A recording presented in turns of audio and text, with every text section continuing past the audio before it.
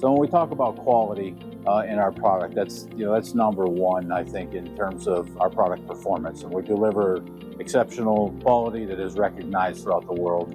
I think that at the heart of that is with our employees.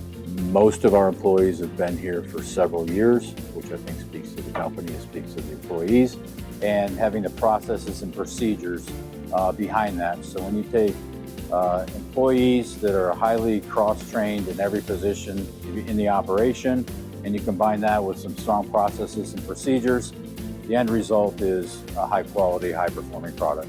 Not only do all the employees understand through a robust quality management system what's their responsibility, how they're supposed to do their job, when they're supposed to do their job, and what they're supposed to do in their job. We also have checks throughout the line to double-check people and make sure that everything's happening the way it should be. On top of that, we have a very robust cross-training program so employees can understand not only the impact of the position that they're doing today, but also the impact that may have down the line. They can also help and troubleshoot any issues that may have come from previous processes. One, they can catch it right there at their workstation to stop any issues as soon as they hit the line. And then also they can help provide input and feedback into problem solving any issues that may have come to them.